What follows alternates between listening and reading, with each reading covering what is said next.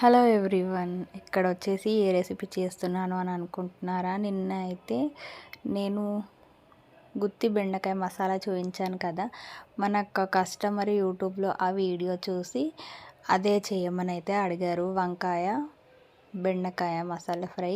But బెండకాయలు లేవమ్మా అంటే దొండకాయతో అయితే చేయమన్నారు. సో ఇక్కడ రెసిపీ మీకు ఆర్డర్ 2 చూపిస్తాను, చూసేసేయండి. ఇక్కడైతే లేతగా ఉన్న దొండకాయలు తీసుకున్నట్టయితే మనకైతే కుక్ అవ్వడానికి తొందరగా కుక్ అవుతాయి. చూస్తున్నారు కదా, ఇలా 4 ముక్కలుగా చీల్చుకున్నాను అన్నీ. అదే విధంగా మీకు అక్కడ మసాలాలు చూసినట్టయితే శనగపప్పు, మినప్పప్పు, ఎండుమిరపకాయలు, ధనియాలు, నువ్వులు ఇవైతే వేయించుకొని మిక్సీ పట్టేశానండి. అందులోనే కొద్దిగా సాల్ట్ అయితే వేసాను. ఇక్కడ మీకు వేసేదైతే వీడియో రికార్డ్ అవ్వలేదు, చూస్తున్నారు కదా. ఇలా పట్టేసుకోవాలి. ఇలా పట్టిన దాంట్లో కొంచెం వాటర్, కొద్దిగా పౌడర్ పక్కకు తీసి అలాగే కొద్ది పౌడర్ పక్కన పెట్టేసుకోండి. ఇందులో కొద్దిగా ఒక 1-2 స్పూన్స్ వాటర్ అయితే యాడ్ చేసి ఇలా కలిపేసి ఇక్కడ చూపిస్తున్న విధంగా అయితే స్టఫ్ చేసుకోవాలండి. దొండకాయలో మీకు వస్తేనే చేసుకోవచ్చు, లేదు అంటే దొండకాయలు ఆయిల్లో డీప్ ఫ్రై చేసుకున్న తర్వాత దొండకాయ అనేది మంచిగా మగ్గినాక కూడా పౌడర్ అనేది పైనుండి వేసి ఒక 5 మినిట్స్ అలా వదిలేసి దించేసుకోవచ్చండి. అదే టేస్ట్ ఉంటుంది. ఇలా చేస్తే కూడా అదే టేస్ట్ ఉంటుంది, కానీ ఇలా చేస్తేనే టేస్ట్ అయితే మంచిగా వస్తుందండి.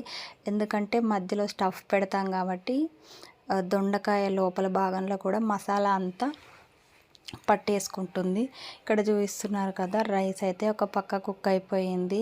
ఇట్లా బాక్స్లో వేసేసి అలాగే వదిలేస్తానండి. ఆ రైస్ అయితే చల్లబడ్డ తర్వాతే నేను ప్యాకింగ్ చేస్తాను. ఫస్ట్ అందుకే రైస్ కుక్ చేస్తాను. కర్రీ అయ్యే వరకు అయితే రైస్ అయితే చల్లగా అయిపోతుంది. ఇక్కడ చూపిస్తున్నాను కదా, సిమ్లో పెట్టుకొని ఇలా మెల్లిమెల్లిగా ఫ్లిప్ చేస్తూ ఈ దొండకాయ అయితే మంచిగా ఉడికే వరకు అయితే ఇలా ఫ్రై చేసుకోవాలి. ఇక్కడ చూపిస్తున్నాను కదా, కాసేపటికి ఇలా కలపాలండి. లేకుంటే బయటికి మసాలా అంతా ఇలా వచ్చేసి మాడు వాసన అయితే వచ్చేస్తుంది. ఇక్కడ నేనైతే ఫ్లేవర్ కోసం కొత్తిమీర, కరివేపాకు అనేది యాడ్ చేస్తాను. మీకు వద్దు అనుకుంటే స్కిప్ చేయొచ్చు. చూస్తున్నారు కదా, ఇలా దొండకాయ మంచిగా మగ్గిపోయిన తర్వాత ఇలా పౌడర్ అనేది లాస్ట్లో వేసేసి కొత్తిమీర వేసేసుకొని ఇంకా తినేసేయడమే అండి. కానీ ఇది కష్టం వర్క్. సో ఇక్కడ ప్యాకింగ్ అయితే చేసేసాను, ర్యాపిడో బుక్ చేసి పంపించాను. మన వీడియో నచ్చితే షేర్ చేయండి, సబ్స్క్రైబ్ చేయండి, ఫాలో చేయండి. Thanks for watching.